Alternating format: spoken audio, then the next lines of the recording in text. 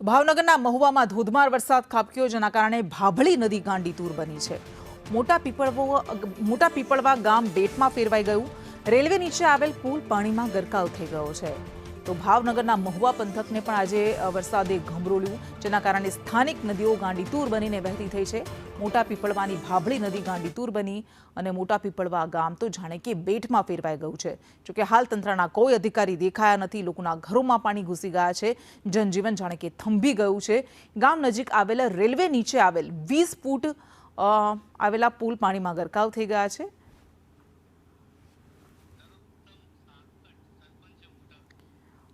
અને મોટા પીપળવા ગામના સરપંચ નરોત્તમભાઈ સાંખટ આપણી સાથે જોડાઈ ગયા છે।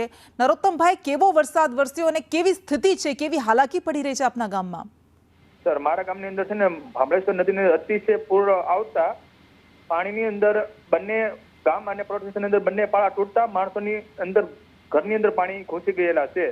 અતિશય ભારે કારણે અવરજવર બંધ થઈ ગયું છે અને જે રેલવે જે નાળું છે એની અંદર અંદાજે 15 થી 20 ફૂટ પાણી રેલવે નાળાની અંદર છે, એટલે વાહન અવરજવર બંધ થયેલા છે। અચ્છા, લોકોના ઘરોમાં પાણી ઘૂસી ગયા છે। કોઈ રેસ્ક્યુ ટીમ, તંત્રની ટીમ આવી છે ખરી આપને સુરક્ષિત સ્થળે પહોંચાડવા માટે ગામના લોકોને?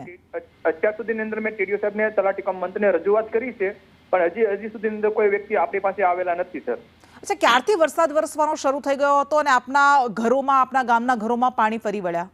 રાત્રે 12 વાગ્યાથી વરસાદ સર આવવાનો વરસાદ શરૂ થઈ ગયો હતો અને સવારમાં 10 વાગ્યે માણસોની અંદર ઘરની અંદર પાણી ગળવા અંદર આવવામાં શરૂ થઈ ગયા।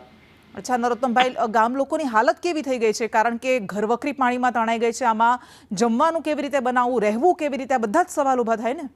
અત્યારે એની હિસાબે મેં અંદર છે અત્યારે રહેવા માટે તો જે સ્કૂલના બંને સ્કૂલો છે મારા ગામની અંદર, એમના મેં શિક્ષકને દ્વારા વાત કરી અને બંને વ્યક્તિના નિશાળના અંદર ઓરડા તાળા ખુલ્લા કરાવી મૂકેલા છે। અચ્છા નરોત્તમભાઈ, કેટલો વરસાદ વરસ્યો હતો આપ જે પંથકમાં રહો છો એ જગ્યાએ? મારા અંદરની અંદર અંદાજે પંથકની અંદર 12 થી 15 ઇંચ વરસાદ પડેલો છે। ઠીક છે, આભાર આપનો સંદેશની સાથે વાત કરવા માટે। તો મોટા પીપળવા ગામ બેટમાં ફેરવાઈ ગયું છે અને લોકોની હાલત અત્યંત કફોડી થઈ ગઈ છે।